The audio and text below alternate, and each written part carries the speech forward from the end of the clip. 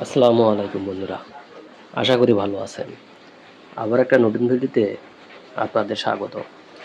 আজকে আমাদের আলোচনার বিষয় হচ্ছে স্যান্ড্রোজেন ট্যাবলেট। আজকে আমরা স্যান্ড্রোজেন ট্যাবলেট সম্পর্কে বিস্তারিত জানব। এর কাজ কী, এর ব্যবহার এবং এটি কোন কোম্পানির ওষুধ সে সম্পর্কে বিস্তারিত জানব। তো বন্ধুরা, চলুন শুরু করা যাক। ভিডিওটি শুরু করার আগে একটি রিকোয়েস্ট, ভিডিওটি টেনে টেনে না দেখে সম্পূর্ণ দেখবেন এবং যারা চ্যানেলে নতুন তারা অবশ্যই চ্যানেলটি সাবস্ক্রাইব করে পাশে থাকবেন এবং যারা অলরেডি সাবস্ক্রাইব করেছেন তাদেরকে অসংখ্য ধন্যবাদ। বন্ধুরা, এই স্যান্ড্রোজেন ট্যাবলেট হচ্ছে মাল্টিভিটামিন এবং মাল্টিমিনারেল গ্রুপের একটি ওষুধ। এতে ভিটামিন এ টু জেড থাকে এবং সঙ্গে জিঙ্ক থাকে।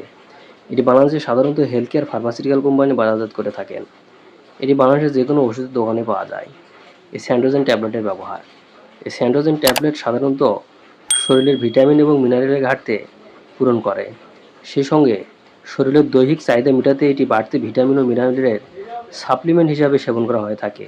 যেমন শারীরিক ও মানসিক চাপ, দীর্ঘমেয়াদী রোগ, সংক্রমণজনিত রোগ, হাড়ের ক্ষয় রোগ, আঘাত ও ক্ষত, অস্ত্রোপচার, কম হজম ক্ষমতা সম্পন্ন, বার্ধক্য, গর্ভাবস্থা এবং স্তন্যদানকালে, ক্ষুধামন্দা, অতিরিক্ত ডায়েটিং, পরিবেশ দূষিত রোগ, অতিরিক্ত ব্যায়াম ইত্যাদি ক্ষেত্রে ব্যবহার করা হয়ে থাকে। এক কথায় যারা অতিরিক্ত কঠোর পরিশ্রম করে থাকেন এবং যাদের ক্ষুধামন্দার মতো সমস্যা রয়েছে, যারা একবার খাইলে আর খাইতে চায় না, অল্প একটু খেলে পেট ফেঁপে থাকে, পেট ফাঁপার মতো সমস্যা দেখা দেয় এবং যাদের হজম শক্তি কম, সে সকল রোগীদের জন্য এই স্যান্ড্রোজেন ট্যাবলেট অত্যন্ত গুরুত্বপূর্ণ ভূমিকা পালন করে থাকে। এই স্যান্ড্রোজেন ট্যাবলেটের মাত্রা ও সেবনবিধি, এটি দৈনিক সাধারণত একটি করে ট্যাবলেট সেবন করা যেতে পারে। তবে এটি অবশ্যই চিকিৎসকের পরামর্শ অনুযায়ী সেবন করতে হবে, কেননা আপনার শরীরের কন্ডিশনের উপর নির্ভর করে এর ডোজ বৃদ্ধি এবং কমানো যেতে পারে।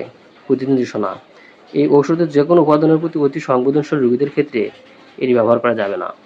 পার্শ্ব প্রতিক্রিয়া, স্যান্ড্রোজেন ট্যাবলেট সাধারণত সুসহনীয়, তবে বিটা ক্যারোটিনের কারণে মাঝে মাঝে ডায়রিয়া হতে পারে এবং ত্বকের রং সামান্য হলদে বর্ণের হতে পারে।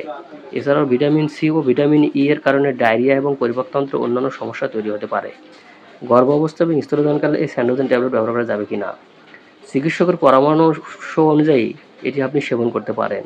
তো বন্ধুরা, এই ছিল স্যান্ড্রোজেন ট্যাবলেট সম্পর্কে আজকের ধারণা। ভিডিওটি ভালো লাগলে লাইক, কমেন্ট এবং সাবস্ক্রাইব করতে ভুলবেন না।